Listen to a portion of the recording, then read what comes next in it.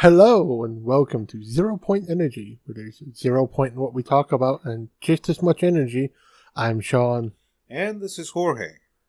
And tonight we're talking about a relatively recent movie, M3GAN. Yeah, this is a interesting movie to say the least. It's child's play if it was shitty. Yeah. I mean, personally, I had high hopes for this movie. I saw it as a kind of mix between AI and Chucky. But I was hoping it would have more of a deeper message, kind of like AI did. True. It had the potential, but then it fell woefully short. I mean, But it also wasn't horrible.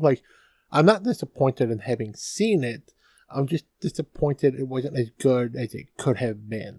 oh no, I agree. I mean, the movie had everything it needed. It had AI, it had a pretty decent script overall. I mean, the acting wasn't all there, you know? Yeah. Probably my favorite part about this movie, Ronnie Chang. Yeah, he was fun. He needed more lines. Oh God, he did. Also, not against him, just better lines in terms of delivery. He could have been so freaking hilarious. It was obvious that they wanted to just have fun with this movie. Why didn't they? You know? I feel like that was a bit of studio interference, most likely. They probably started with, let's make a serious movie, and then realized, well, this is shit. So they put a comedian in as a semi-main character. But then they probably let him riff a bit, and then, no, that's too fun. Tone it down. I wish they had put his jokes in, because that would have been hilarious. I love the guy. Imagine what do you call it? He had a couple of lines where he wasn't, not politically incorrect, but why the hell would you say that type thing? But it was funny. But he could have been funnier. I know he could have. I think that's kind of what they needed. They needed political incorrectness. And I really say it's a problem with modern movies, is they're trying to appease everyone and trying not to get canceled. And in doing so, they're making worse movies. And no, I'm not going to try to blame this movie on wokeness and any of that bullshit, because that's bullshit anyways. But it's that attempting to appease everyone and not alienate anyone can make a movie bad. And especially when you have a very funny, very talented comedian. If he's ad-libbing and telling funny jokes in his lines, let him fucking do it. I mean, we have proof that it's worked in the past and nobody tried canceling anyone for it. Robin Williams is a great example of that. He was offensive as fuck, but he was hilarious. Okay, keep in mind though, a lot of people still haven't seen all of his stuff. Robin Williams is comedic, what are they called? Are they called albums still, or what are they called now? Well, you got the albums, because he does have some that are on LPs. But then you got his CDs, you have his DVDs and Blu-rays, his recorded performances, and then you have the ones he did specifically for audio, for directly recorded albums. But still, if you've watched any of his stand-up, any of his old HBO specials, the Showtime specials, even the Comedy Central specials, his humor is offensive, but it's so offensive it's non-offensive. You get it's a joke, so you give him the leeway to be the offensive asshole he was, because that's not the person he was, that's the joke, that's the character for that particular bit. Okay, yes, but at the same time, there are people who are quote-unquote doing retroactive censorship and retroactive making something palatable to a modern audience. Certain episodes of, I think it was Golden Girls, they're Gen Z or whoever, with current sensibilities, you're saying, no, this has to be canceled, take it out. And I'm like, it was made. Leave it the hell alone. Or the books by, what's his name? The guy who made James Bond. Fleming. Yeah. Him. Okay, the author. They're going back through the books in order to censor, what do you call it? Offensive words, like how to refer to somebody who's Asian, yellow or something along those lines, Yeah. and changing the words to nondescript. Like, there was a reason they put the race and stuff. Like, yes, probably it was racist at the time, but at the same time, in modernity, would you still take it that way? You know what I mean? Yeah. Well, that's also, it reminds me of kind of my teenage years and into my 20s watching Cartoon Network still. Late night, usually right before Toonami would start, they showed Tex Avery cartoons. And at some point, they started having to put a disclaimer in front of them that these were created in a time where this was the type of joke that was normal. It was not offensive then, even though it is offensive now. We chose to show them all in their entirety without censorship because this is art. The fact that they had to put that disclaimer up and only show these episodes at 8, 9 o'clock at night when the little kids went to bed, that's PC culture at its worst. I mean, I saw the same thing when I was a kid, specifically when I was watching Looney Tunes, but they still aired them. What do you call it? Like offensive things, like what do you call it? When they had, what was his name? Mel Blanc voicing Japanese dude when they had the old war cartoons, Yeah. and they had like gibberish Japanese and all that. Just, yes, it's offensive, but at the time it was funny. And if you take it for what it's meant for, yes, at the time it was meant to be offensive. Now, how do you take it? It was a joke. It was to support the war effort. It was to try to ease people's minds. But that's what I mean. Like, we grew up on those cartoons, but then sometime after we became adults, our late teen years, our early adulthood, they had to start putting a disclaimer before those episodes played. Like, Cartoon Network and its sister network, Boomerang, had those blocks of, we're going to show the original Looney Tunes cartoons. We're going to show all of the original Tex Avery cartoons in their entireties, in the order they were originally shown in. We are not going to censor them for modern sensibilities. At the time, these were jokes. They were funny. They were not offensive stereotypes in the common sense. But it's an art form. So let it go. I mean, even in Mexico today, they still do blackface. Yeah. That it's all over the place that they still do blackface. I mean, again, I'm not a proponent of blackface, neither is Sean, but at the same time, it's like, to make a point and the like, I think nothing should be sacred when it comes to jokes, honestly. I've heard some horrible, horrible jokes about Christianity and Jews. Some of them out, what do you call it? Mostly Christianity out of the mouth of Sean. But, I mean, it's still humor. I understand the humor. Now, is it my fault that I understand the humor? No. It's cultural technology. You know what I mean? Like, quote-unquote programming, as it were. But at the same time, it's not programming to be racist. It's programming to understand said joke.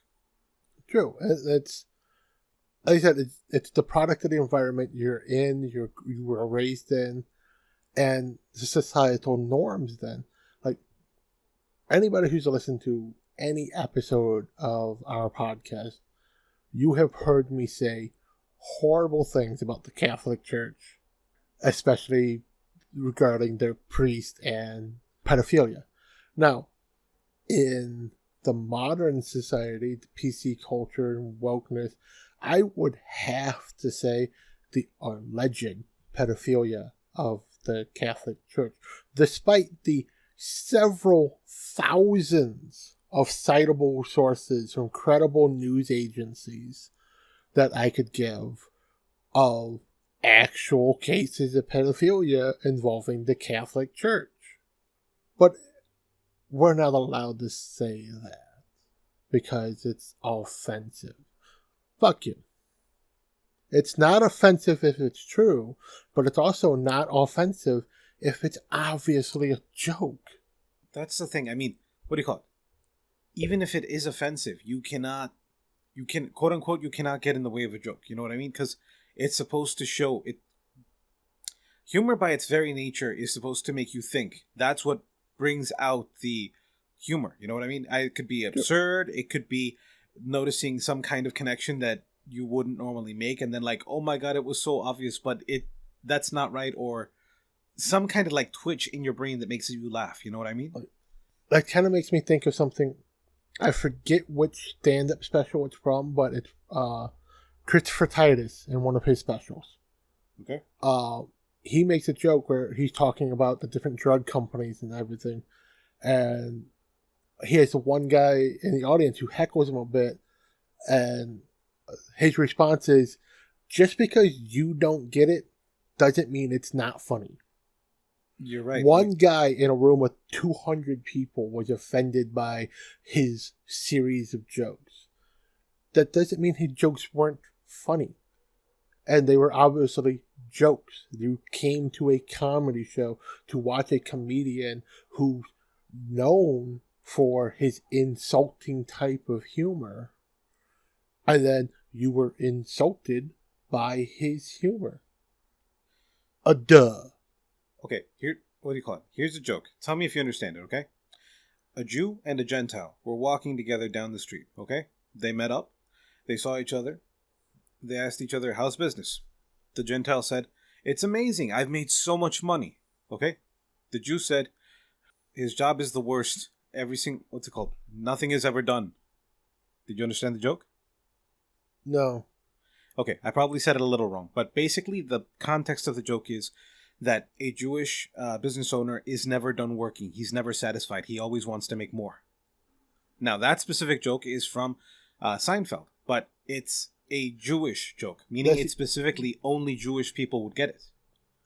True, but there's also the whole Seinfeld wasn't funny. What? There's a point I'm getting to there, but it was a show about nothing. That was the humor of it. So therefore, the jokes that don't have a proper punchline are funny because they're not. Oh no, I've heard that joke from other Jewish comedians specifically. It's a Jewish joke. Yeah, it's a Jewish joke, which means if you're not Jewish or not well versed in the Jewish community, you probably wouldn't get it to begin with. Yeah. But Seinfeld always had that big audience of people who loved it. It wasn't just funny to the Jews. And okay, you're right. And even I'll admit, I watched Seinfeld. I didn't watch it regularly when it was a new show, but I used to watch reruns of it all the fucking time because it would be funny. Now, when I think back on why was it funny, I cannot tell you any goddamn thing that was remotely funny about that show and all of its seasons. There are only two things I remember that were funny, okay? It was when they had the soup Nazi, because it was ridiculous. He wouldn't give out the soup. Yes. That was hilarious to me. And then when Jerry went into the dentist and the dentist took a hit of nitrous first and then gave it to him, that was freaking hilarious. Like, what are you doing? No. Yes, those were hilarious moments that stick with you. But that's what I mean. You can pick out certain moments from certain episodes and they stuck with you. Like, if you see the dentist episode come on, you'd probably watch it again from start to finish if you're just flipping through the channels. Oh, it's a dentist episode. I'm going to watch it because that joke's coming. But why did you stop to watch that episode? Did you stop to watch that episode because the entire episode is well written and full of jokes? Or because you know you're only 5 minutes into a 20-minute episode and that joke happens at the 12-minute mark and you're waiting for it? As a kid, it honestly was on after Simpsons. I was like, give it a chance, you know? Yeah, and then I was like, this doesn't make sense to me. And then the dentist joke was literally the only part that made sense to me. And my sister had to explain it to me. I was like, something's weird there. What's going on? I asked my sister and she explained it. I had no idea what the fuck nitrous was. And that's the thing. Jokes that need to be explained are not funny. But sometimes the explanation of the joke is what makes it funny. And I think that was the point of Seinfeld. You laughed because you didn't know why it was funny. And then once you figured out why it was funny, you keep laughing because I didn't get that joke the first time I heard it. It's still fucking hilarious. Humor is very subjective and very weird, especially with different countries. Like, what do you call it? Like the fact that the French loved Jerry Lewis. Like, he was a funny man, but he's no god of comedy. Yeah, I can agree with you there. I mean, specifically, like, I was thinking, what do you call it? The British, specifically, they like to make another person seem dumb. That seems to be, like, the cornerstone of their comedy. Or something, trying to hide an insult, and then you know it, the audience knows it, but nobody else does. Yeah. Like, making somebody seem dumb. While American humor seems to be double entendre. What do you call it? Mexican humor is always double entendre. Well, not always, but most of the time. Nah, pretty much always. Like, the funniest stuff with Mexican humor, even if you're watching, like, the specific comedy shows, because, yes, occasionally I have watched Spanish TV just because it's fucking hilarious. I gotta show you a video after this. Like, some of those shows, those specific comedy skit shows, like, there's so much double entendre. It's like, that's just why it's funny. And even worse is, it's super funny if you're a native Spanish speaker because you understand everything they said. As someone who's a non-native Spanish speaker, who's a non-fluent Spanish speaker, I just know a decent amount of Spanish in a semi-conversational sense. I got the jokes, even though I was missing some of the words or missing some of the context because my head's translating it a different way, because we know how pronunciation is important sometimes for context. Yeah. Those jokes would still be hilarious because I'm getting one of the many meanings of the double and triple entendres that they're saying. All right. Let's get back to M3GAN. Now. Do we have to?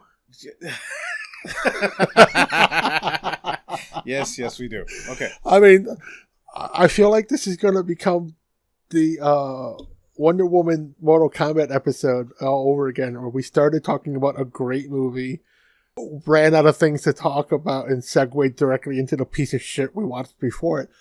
In this instance, we started talking about this piece of shit, and now we're segueing into all the better shit we've seen that was also kind of shitty, but better than this turd. Okay, I wouldn't call this a turd so much. I would call it... It's a well-polished turd. God but damn it's still a turd. I mean, I get why it was Oscar nominated. I get it. It is good. But I've seen better movies recently. Okay, look. Let's at least get to the main point, okay? Basically, a little girl is with her parents. They die. She has to live with her aunt. Her aunt is a brilliant roboticist and programmer. Spent her time making a personality, a program that is a person, consciousness. But to be fair, she had to build a personality because she didn't have one herself. Okay. You mentioned earlier about the acting in this movie. Yes. Can we say that Aunt Gemma might be a piece of wood? Plank from Ed, Ed, and Eddie delivered lines better. Okay, yes, but hold on. I have an idea. Hear me out, okay? I think that the reason why she was so wooden, as you put it, okay, was part of the idea behind the story. Because as she was you can make the fake person seem so much more real if all the real people can barely be real. Yes, but hear me out. Not just that. That she also developed more as a person by hanging out with her niece or trying to get close to her. She actually started to seem more human, not just a robot herself. Because she was just going to work, coming back, trying to build something, I mean, she kind of was still doing that after she started hanging out with her niece. Because she only started hanging out with her niece because she made M3GAN and she needed her niece to teach M3GAN. Therefore, taking care of her niece became part of her work day. Not, I get to come home and spend time with my family. I get to come home and observe my experiment in action. Okay, that's a very cynical way to look at it. But that's kind of the point of the fucking movie. Yeah. Okay. Back to what I was saying before, though, about how she started to actually care about her niece. She tried to reach out to her emotionally. She couldn't. She had to actually put more work into things, into her emotions, not her work. And then she actually chose her niece other than her job. Then we have the climax of the movie where stuff happened. But basically, good guys won. Yay. But did they, though? Did they? How so? What, do you think Megan's the good guy? She could be. Okay, you're one of those people who like really, really likes horror movies and jacks off to Jason and shit. Not quite. Although the fun fact of the Jason movies is they never repeated a single death through all the movies. They're all unique deaths. Okay, stab, put up on a hook, head twisted around, pinned to a wall with a knife through her chest, rake, axe, sucked out into the vacuum of space, stabbed with a scalpel, cryogenically frozen, baked alive in an industrial oven. Fine, I concede. Like, they made 14 of those movies, and every single death is unique. There's like 250 deaths on screen in those movies. Pretty sure that Hot Shots Part 2 still has more deaths. If anybody hasn't seen that movie, you should. You will understand that joke. Moving on. What? It was funny. Come on. It wasn't that funny. Which is why I don't know why I'm laughing so much at it. Okay, moving on. Look, my point is, this movie, like I said, could have been really good because it explores the creation of a personality and then slowly it becoming more of itself, kind of like a child. And like AI, it was trying to be in a relationship with its pair. In AI, it would have been Haley Joel Osment. What the hell was the name of that character? I forget the name of the character. Okay, AI, the child. The child with the mother. In this case, the robot with the daughter. Well, no, niece. The niece. Anyways. So she was trying to act as both a companion and a parent, which it's really freaking weird from a psychological standpoint. That's the thing. Like, it was programmed to kind of do all those things that a parent would do. Like, they point out that parents spend most of their parenting time telling kids to do the same thing over and over again. And they use the example of this kid who is... She's supposed to be like a third grader, so she's at least 8 or 9 years old. She has to constantly be reminded that you're supposed to flush the toilet after you go to the bathroom. Constantly be reminded to wash their hands. Have to be reminded that if you're wearing a long sleeve shirt, you need to roll your sleeves up before you start washing your hands. And be reminded to dry your hands.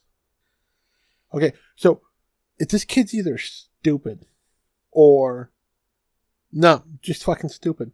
Because this movie is obviously set in a post-COVID near future. Wash your fucking hands is your basic survival skill. Don't forget, wear a mask. That too, but wash your hands. Wash your hands, wash your hands, wash your hands, wash your hands. Okay, moving on. So, like, you know, you remind kids of things, and that is a true thing.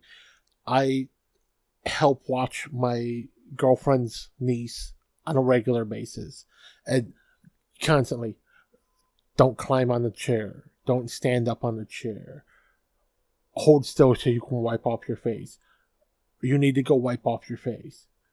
You need to go wipe off your face. Hey, can you go wipe off your face, please? We're constantly repeating the same thing, but that's the parenting, that's the guardianship, that's watching kids. That's how you teach kids.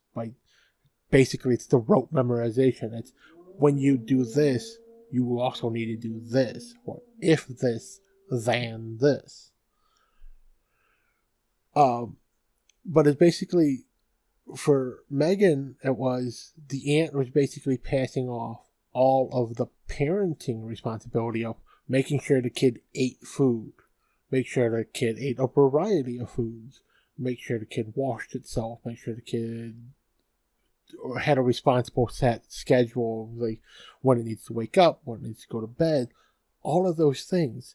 Taking time to read a story to the kid. It was basically this toy, this companion doll, was more of a nanny bot than a companion. And when one of the co-workers of the aunt points out you realize you just made a mom. You didn't make a toy that's supposed to be a friend. The aunt gets mad, like, well, no, even though that was exactly what she did. And there's even have a child psychologist who's on staff to help Denise deal with the grief of her parents dying a few weeks at that point in the movie. Like, her parents had only been dead for a few weeks. So she's going through the grieving process still. She's processing that information because she's a young child. And even the child psychologist points out hey, maybe that learning algorithm you put in your doll is making it become more of a mother, a guardian, an authority figure, something to latch on to emotionally and physically, not a friend or companion. Like, she made this perfect guardian, not this fun companion. Yeah, perfect is kind of a strong word. I mean, it protected her from harm. And then doled out punishment like an Avenger. It protected her from harm. And doled out consequences. You're not supposed to do that. If you get harmed and you eliminate the thing that causes harm, it can no longer cause harm. Not in a civilized society. We're talking about the scene that was popular in the trailers where Megan started pulling the ear of the bully. We'll leave it at that. And then she started chasing the bully as if she were a gorilla, going on her knuckles and running with her back legs. And yeah. Which, a little bit before this scene, they'd shown that Megan could change her voice and make sounds come out of her built-in speakers. Now, while she's chasing him, doing this kind of weird all fours crawl / gallop, you hear the sound of a galloping horse. Now, was that a sound effect in the movie? Or was she projecting that to make this kid think he's being stampeded?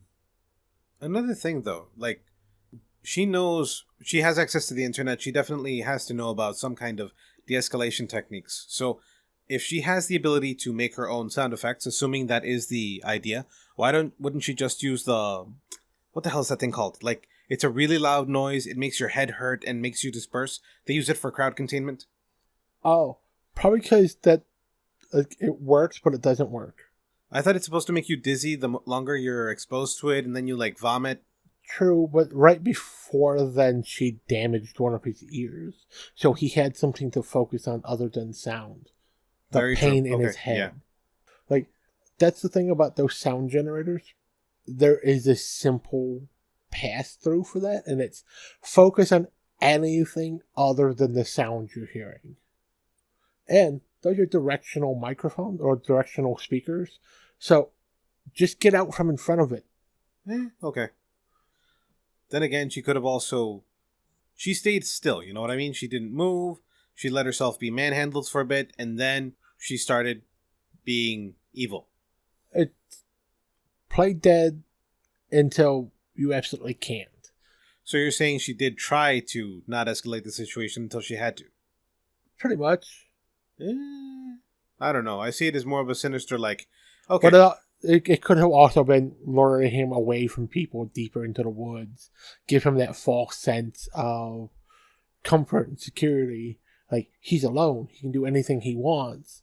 And that's exactly where she wanted him. No, she wanted him in front of that car. True. Well, there's also... It's something that I pointed out and griped about as soon as we saw it in the movie.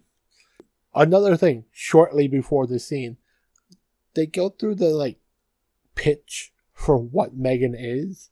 So they explain that she's a little over 4 foot tall, completely encased in this silicone, semi-lifelike skin, but she's comprised of a solid skeleton made of titanium.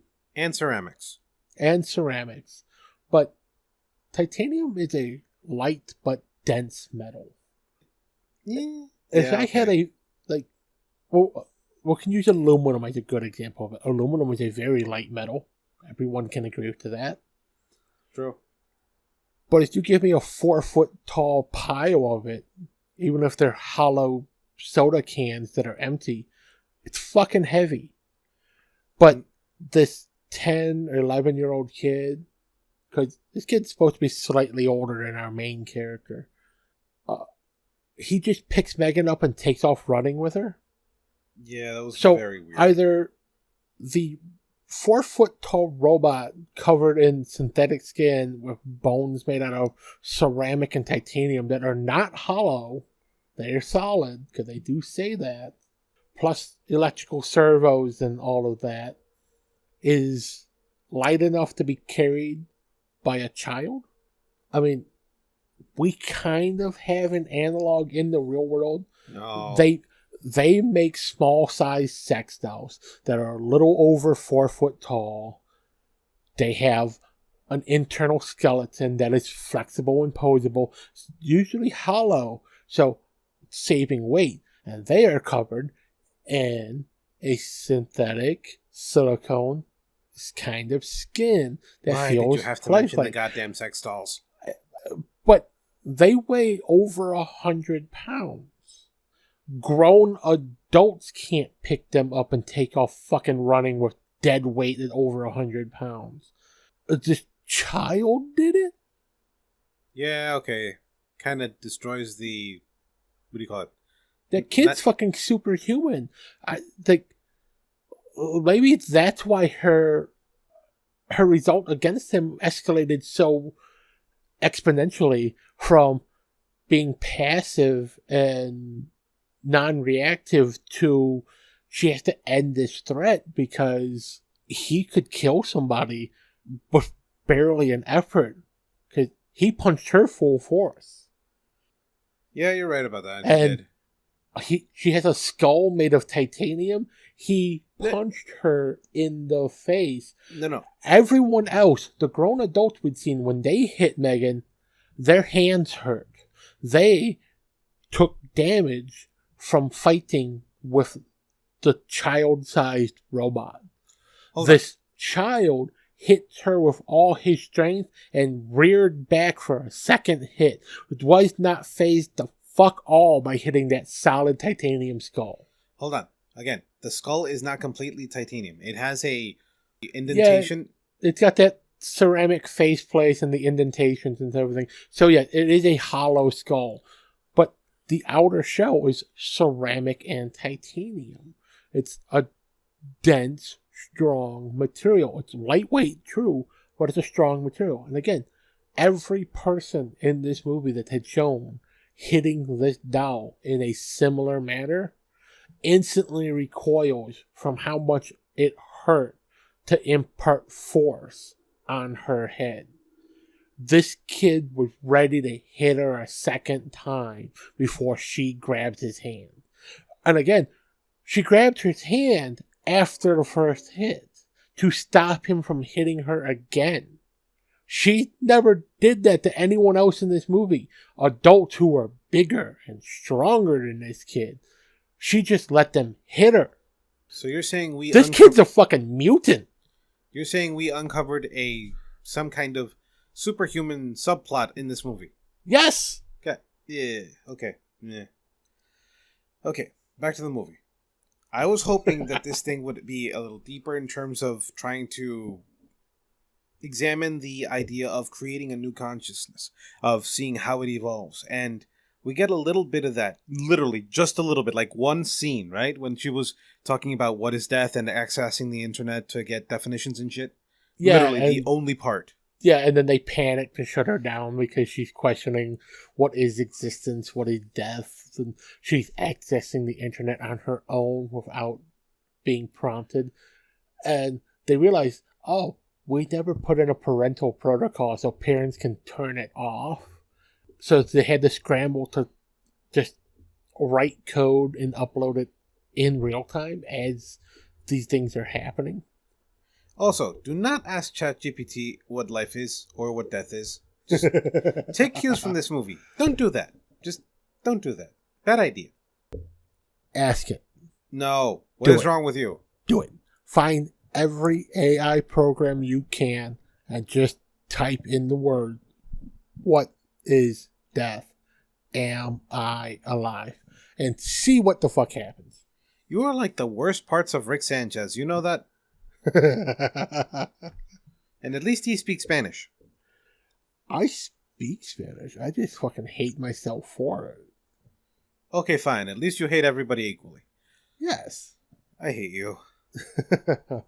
I'm not better than everyone else. I just realized that everyone else is stupid. Look, my main point about this movie is that yes, it was stupid. Yes, they had fun with it. Yes, it was funny. But I wish they had explored more of a psychological profile of the AI. You know what I mean? It's kind of impossible to do because you don't know what that thinking is like. But at the same time, instead of just going through threat, destroy, it should have been more along the lines of like, this is a threat. Or like, they could have had longer scenes of the aunt and the team basically trying to come to terms with what they've done. They've created this learning AI who is now questioning its existence, questioning all of existence, and also, oh, everything dies. People die. I die.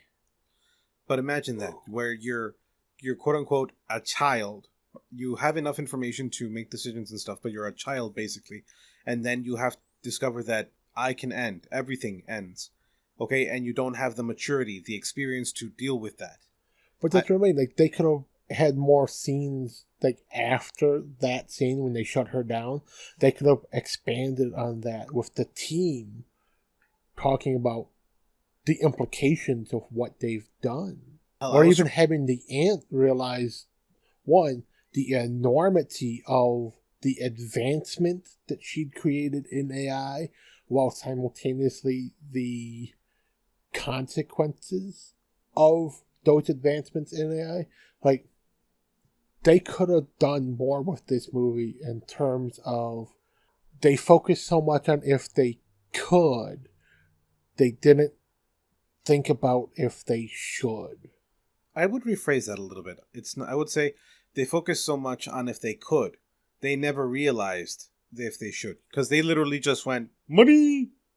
Exactly. But like, they weren't necessarily focused on the money to begin with. That was David, the boss's thing.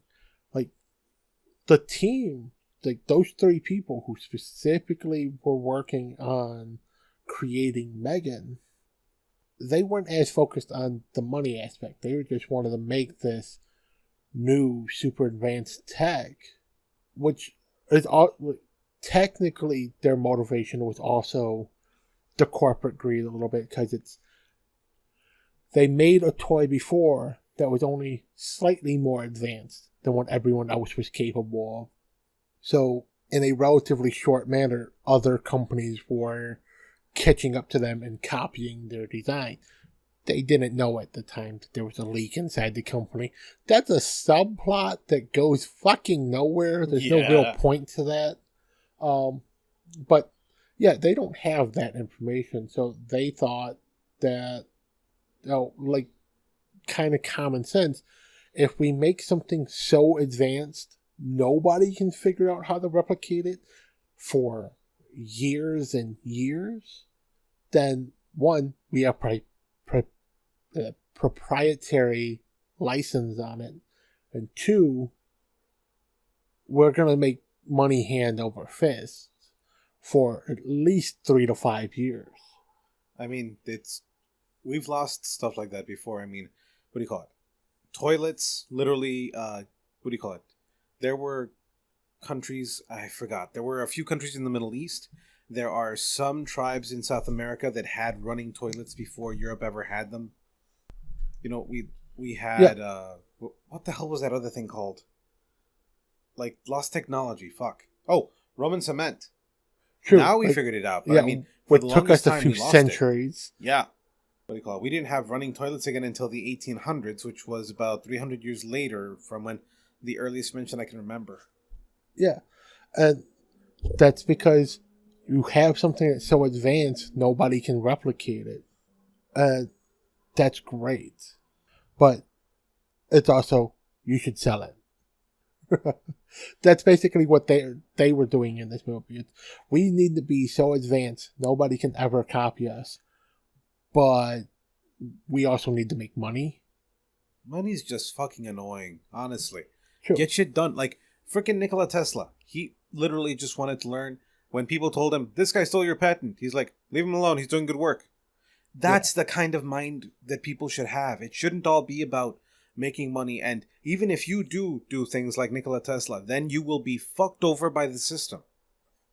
That's why the system had him killed, because he kept advocating for giving everybody free energy. He wasn't killed. He died alone and penniless.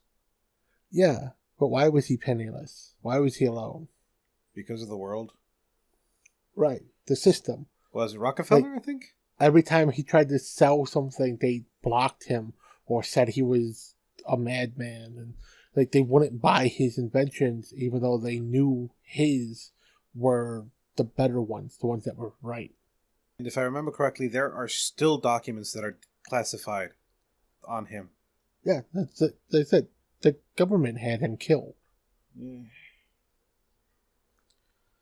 Back to the movie. I mean, specifically, I was wondering why they didn't do the whole stereotypical, don't turn me off, I'm afraid when it goes dark. You know what I mean?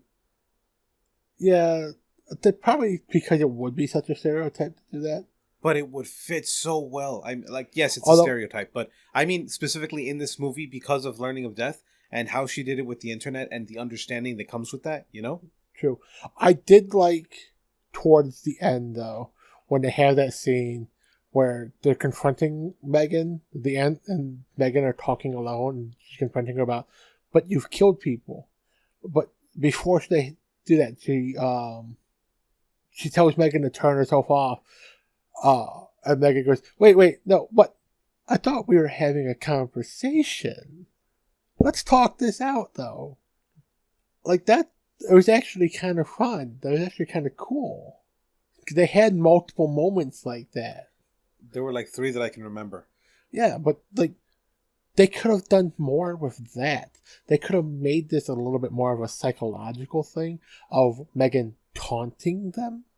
Okay, but hear me out. I like the idea, but I wouldn't like so much taunting as it would be like trying to actually be heard, trying to be reasonable, and then, you know what? Fuck you people, and then... Yeah. Or if they didn't do that route, like, that's a good route. That would have made this movie a lot better, too. But, like, let's go back to the early 90s. Macaulay Culkin. Oh, the God. Good Son. I hate you. Actually, you know what? No, I don't hate you for that one. Like, I'll give it to you. M3GAN saying, no, I have no idea what you're talking about. He fell down the hill and the car hit him. I had nothing to do with that. We found his ear in your coat pocket. Huh. I wonder how that got there. I couldn't hurt anybody. I wasn't programmed with those protocols. Yeah, that would have been good too. I like that. Yeah. And you just keep doing that throughout the movie. You have these people dying. And like, M3GAN, did you hurt that dog? Oh, you mean Dewey? No, he's a good boy. I can't hurt a dog. No. All good boys go to heaven. That would have been good. Okay, all in all, decent movie. could have been a hell of a lot better. True, it could have been a better movie, but also could have been a worse movie. Like, okay, I know that the little girl taught her how to dance, but when she was... Okay, everybody's seen the scene because of the trailer, but the dancing scene right before killing Ronnie Chen, I was like, why? What the fuck was the point? Like, yes, they were having fun, but in movie-wise, in movie, like, why the fuck would she dance? Do you know why? I don't. That's why I'm asking. Because the producers spent too much time thinking if they could, and not enough if they should. I hate you. I hate you. I'm not wrong, though. You're not, but still. I'm definitely not quite right. But I'm not in the head.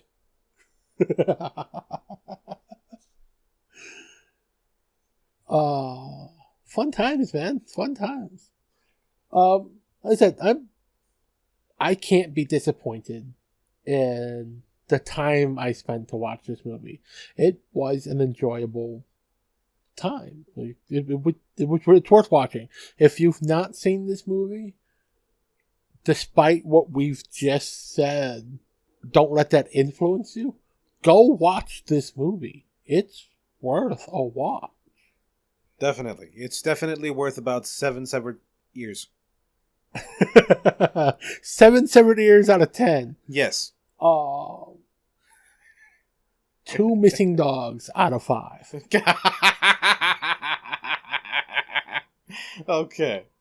All right. 10 butchered Karens out of 10. That was... Okay, it was a dumb death, but it was a fun death, too. Yeah. Would pesticides kill you like that, though? No. Okay, I was wondering. I thought she was going to drown her or something. That made more sense in my head. Like, even the pressure washer, like, what she had, those little wand ones, like, I didn't hear a compressor running, so it was probably a little electric one. Those don't have that good of a pressure. You need the air ones that have the big compressor, the ones that when you squeeze the trigger, you go, and then the high pressure jet of water shoots out. Those fuckers are shooting water at 200-300 psi. All right, the electric ones are like 70, 80, 120 max. All right, everybody. If you wanted to see the movie, see what we're talking about, go for it. It's on anything that's streaming, basically. What? It's not on Netflix yet.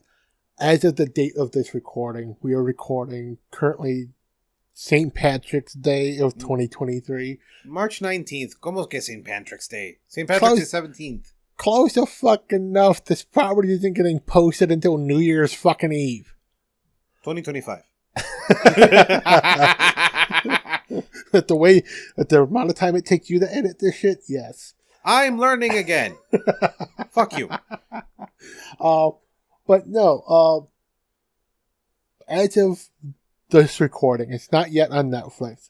I know it's on Tubi, and you have to pay for it there. It's currently on Amazon Prime, but you have to pay for it there. They don't have the rent option, only the buy option on Amazon Prime at the moment for $20. It's on Hulu, but it's also the paid, but not the paid without ads, which is bullshit. It's bullshit. Like, if I'm going to pay you $20 to watch a movie on top of my subscription, fucking let me watch the movie without ads at least. Thank you, Disney. Not currently on Disney. It's too violent for Disney Plus. Of course it's too violent. It's a freaking horror movie. Except it wasn't scary. It wasn't. It wasn't even creepy. It was just like, it's almost a lazy action movie. Okay, I'd call it a little menacing at least. Not scary, not creepy. Just it is kind of menacing. So I'll give it that. So, like, they could have done so much more of the creepiness of M3GAN. And you know what? They did a good job for most of the movie of practical effects. Because for most of the movie, it is an actress on screen wearing either a mask or with like a green screen kind of head thing on. But towards the end of the movie, every scene towards the very end of the movie, like within the last 10-15 minutes, is full CG head replacement, and it kind of goes wonky, uncanny valley. Like, you obviously see the transition to full CG. What the fuck is happening? And then, like, once you notice it, it sticks with you for a few scenes, and then you stop focusing on it. A few scenes, I literally saw it the entire fucking time. I was like, is she, like, did she wash her face with the wrong astringent? Because she has an oily as fuck face. You know, I think that might have been something intentional, where there's, like, showing the damage. Like, that's kind of what set her off on being murderous. The dog bit her neck where her processor is and her off switch. And after that, she starts acting weird. But it's also her skin starts getting greasier and greasier and greasier.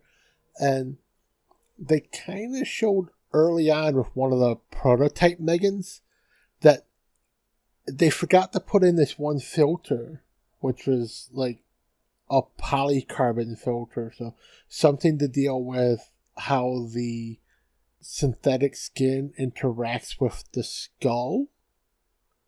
And the head fucking exploded. So maybe that's the thing. Like, if M3GAN hadn't have... basically, if the head had ended how it ended, it would have ended with her fucking exploding. That would have been fun.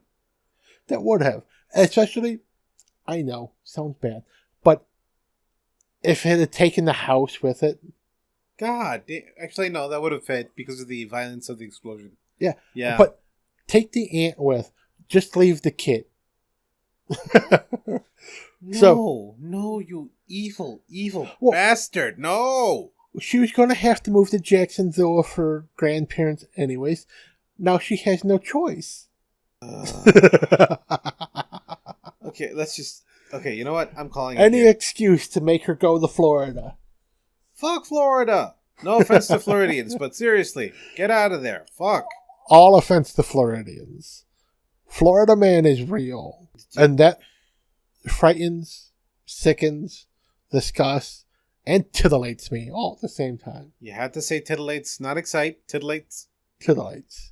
Yes. Alright. Whatever. I like the movie, mostly. It could have been better. Could have been a hell of a lot better. Yes. But, yeah. Definitely go into this movie if you decide to watch it with the mindset of, I have seen worse movies. I have seen better movies. But this is going to be fun. Yeah, it's definitely fun. It's worth the time you put into it. I got nothing else, really. All right. This has been ZeroPoint Energy. Filmed local live here in Chicago. You probably won't see it live, though, but you get the idea. Have a good night, everybody. I mean, that patent false advertising. We're in Rolling Meadows. We're nowhere the fuck near Chicago right now. Fine, Chicagoland fucking area. Whatever. There we go. You know, I'm not going to be one of those suburbs pricks who says I'm in Chicago when I'm not. I used to live in Chicago. Now I don't. We're recording this in my living room. I lived in Chicago, guys. Barely. My house was on the Chicago side of the border. I lived in Chicago. Yeah. That was a sad, unfortunate thing that I couldn't do anything about, but at least I can say I was born and raised in Chicago. The first dozen episodes of this podcast were recorded in Chicago, but now I am a suburb asshole, but I refuse to say I live in Chicago because I hate those suburb assholes who either moved to the suburbs or always lived in the suburbs and say, yeah, I'm from Chicago. No, the fuck you're not. Fine. We're recording I'm from live. Chicago. I'm not in Chicago. We're recording live from Rolling Meadows. There you go. Fine. Anyways, good night, people. Watch it. Bye-bye.